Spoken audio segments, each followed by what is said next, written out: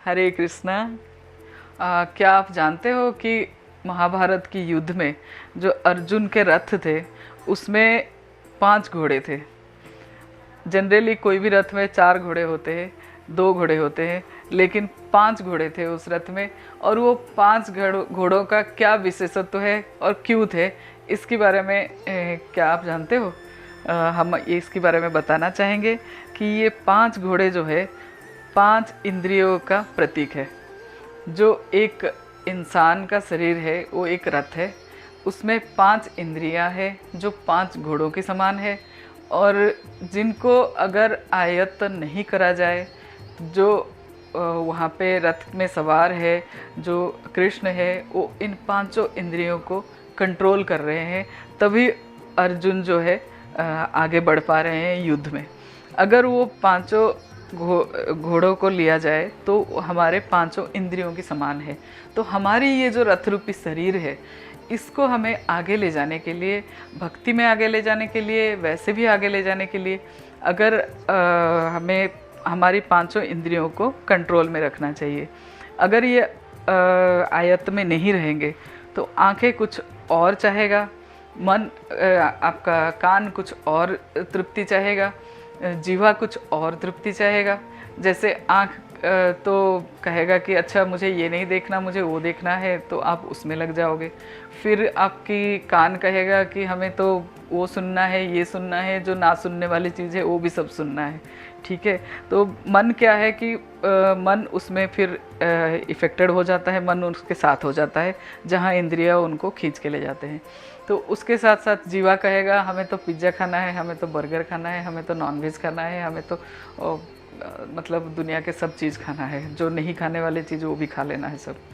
तो ये सब चीज़ों को जब तक कंट्रोल नहीं कर पाएंगे हम, चाहे वो इंद्रियों, इंसान की इंद्रियों की ही बातें हैं, लेकिन अगर इन सब को कंट्रोल करके हम आगे भक्ति में बढ़ेंगे तो हम आगे तक बढ़ पाएंगे। नहीं तो ये सब हमें रोक देते हैं, हमें भक्ति से बढ़ने से, भक्ति में आगे बढ़ने से रोक देते हैं, है ना। ये अगर कान एक तरफ कहेगा, आँख एक तरफ, जैसे 5 घोड़े हैं, अगर एक घोड़ा बाएं तरफ जा रहा है, एक घोड़ा दाएं तरफ खींचेगा, एक सामने की तरफ खींचेगा, सब अलग अलग तरफ अगर खींचेंगे तो जो इंसान का शरीर है उसका क्या होगा?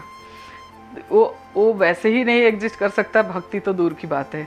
तो ये सब के ऊपर जब तक हम कंट्रोल नहीं कर पाएंगे तब तक हम भक्ति में आगे नहीं बढ़ पाएंगे। तो ज़रूरत है जो भी भक्ति में आगे बढ़ रहे हैं ये सबको अपने कंट्रोल में करके चले। आजकल के समय में भी संभव है अगर प्रयास करा जाए। तो वही बात है, भगवान श्री कृष्ण कहते हैं अभ्यासय च कौन्तेय। देखो, हमें टेस्ट करने के लिए बहुत अलग अलग तरह की बहुत गलत चीज़ें भी सामने आएंगे। बहुत देखो, जब आप नहीं खा रहे हो बाहर की चीज़ें, जब आप कहते हो कि मैं नॉनवेज नहीं खा रहा हूँ, जब आप कहते हो मैं बाहर की चीज़ें नहीं खाता हूँ, उसमें क्या मिला हुआ है मुझे नहीं पता है, मैं सिर्फ कृष्ण प्रसाद खाता हूँ, तो उसी टाइम आपको लोग बहुत कहेंगे कि आप ये भी खाओगे, वो भी खाओगे, ये खा लो बहुत अच्छा है, वो खा लो बहुत अच्छा है। तो ये क्या होता है, हमारे लिए टेस्ट होता है। तो उसको अगर हम समझ जाएंगे तो हम आगे बढ़ जाएंगे। अगर हम उसमें उस बातों में आगे और सोचते हैं यार मेरे भाई तो है बोल रहा है ये खा लो, खा ही लेते हैं, क्या एक दिन खाने से थोड़ी कुछ कम हो जाएगा, अगर ऐसे सोच लेते हैं तो फिर हमारे सिंसियरिटी में कमी आ जाती है, फिर वो नहीं रहता। जैसे हमारे बच्चे होते हैं, जिद करते हैं मुझे ये करना है, मुझे वो करना है, मुझे तो पिज़्ज़ा खाना ही है। आप कहोगे नहीं बेटा वो तो जंक फूड होता है, मत खाओ, लेकिन फिर भी जिद करके एक दिन मुझे खाना ही है बोल के खा भी लिए। आपने नहीं दिया, ठीक है, किसी ने भी दिया, उसने खा लिया, तो आप उसको थोड़ी अपने बच्चे से अलग कर देते हो। ऐसे ही भगवान भी हमारे पिता है, हमारे जगत का नियंता है तो है, उसके साथ साथ हमारे पिता है, हम उनके बच्चे जैसे हैं। तो कभी अगर गलती से हमारे मुंह में ये ऐसे कोई चीज़ चला भी जाता है और हमें ये फील भी होता है, रियलाइज़ भी होता है कि हमने गलती से ये गलत चीज़ खा लिया, तो ऐसे कोई बात नहीं है, भगवान माफ़ कर देते हैं। हरे कृष्णा।